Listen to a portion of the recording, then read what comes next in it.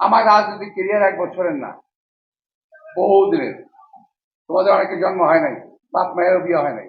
বাবা হলো জামাতের রোকন, মা জামাতের রোকন। মিথ্যা কথাটা বলেন না, অপপ্রচার করেন না, উল্টা পাল্টা গালিগালাজ করেন না। কিছু কিছু লোক ক্ষমতায় যাওয়ার লোভে দেশকে একটা অস্থিতিশীল পরিস্থিতির মধ্যে নিয়ে যেতে চায়। সরকার ক্ষমতায় আসছে মাত্র কয়েকটা দিন, 17 বছর ছিল অন্য একটা দল, এইটা ভুলে গেলে চলবে না তো। অনেকেই ভাবেন যে এই সরকারের মধ্যে 17 বছরের সরকার, ওই 17 বছর সরকার। আসলে তা নয়। আপনাদের বুঝতে হবে, আপনার সংবাদের পত্রের মাধ্যমে, আপনাদের মিডিয়ার মাধ্যমে তুলে ধরেন 17 বছর বাংলাদেশের মানুষ যেভাবে কষ্ট করেছে, একইভাবে আমরাও কষ্ট করেছি। অনেকে জুলাই নিয়ে কথা বলেন, জুলাই যোদ্ধা ইত্যাদি ইত্যাদি, যে শুধু ওনারাই করেছে। আরে ভাই, জুলাইয়ের মধ্যে আমিও তো ছিলাম। আমরা কথাটা বলি না।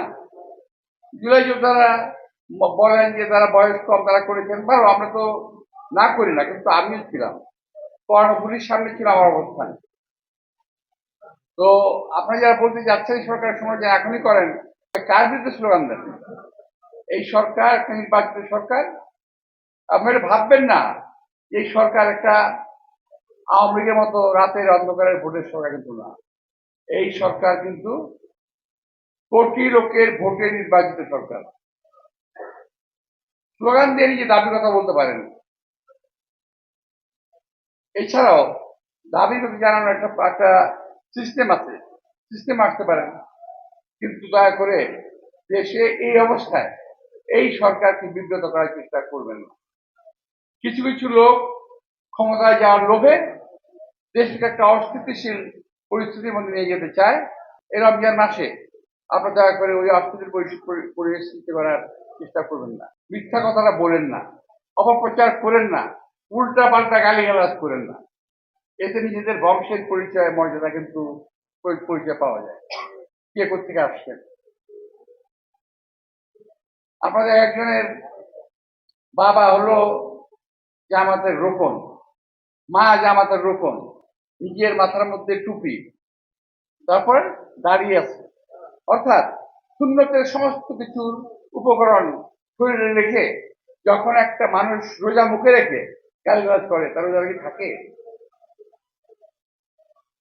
তো ভাই, আমি শুধু প্রতিবাদ কথা আমি বলে গেলাম, জানেন, অনেকগুলো মিডিয়া তো প্রতিবাদটা করে গেলাম। তবে আমরা রোজা মুখে রেখে গালিগালাজ করি না, মিথ্যা কথা বলি না, একজন মানুষের বিরুদ্ধে অপবাদ দিয়ে নিজেকে প্রতিষ্ঠিত করার চেষ্টা কখনো করি নাই। আমার রাজনৈতিক কেরিয়ার 1 বছরের না, বহুদিনের। তোমাদের অনেকের জন্ম হয় নাই, বাপ মায়েরও বিয়ে হয় নাই। সুতরাং এই কেরিয়ারকে ঠোকা দিয়ে ফেলে দেওয়ার চেষ্টা করো না। নিজেদের কেরিয়ার এদেরকে বিল্ড আপ করো, সত্যি কথা বলে। মিথ্যা কথা বলে, অপবাদ দিয়ে এই রোজার মাসে মানুষকে খারাপ করার চেষ্টা করো না। তাহলে ইনশাল্লাহ আমি বলবো যে আমি তো তোমাদের মতো এত সুন্নতি লেবাস আমার নাই, তারপরে বলবো আমার মুখের কথা কাজে লেগে যাবে, যে তোমাদেরও কিন্তু এটার জন্য দায় দায়িত্ব বহন করতে হবে কোনো না কোনো সময়। তোমাদের সবাইকে আজকে জানাকে আমন্ত্রণ জানিয়েছি তোমাদের। তো সবাইকে আন্তরিকভাবে, এবং মেহমান যারা আছেন সবাইকে আমি ধন্যবাদ জানিয়ে এবং ক্ষমা প্রার্থনা করে আমার অন্য একটা প্রোগ্রামে যাচ্ছি। সবাইকে ধন্যবাদ।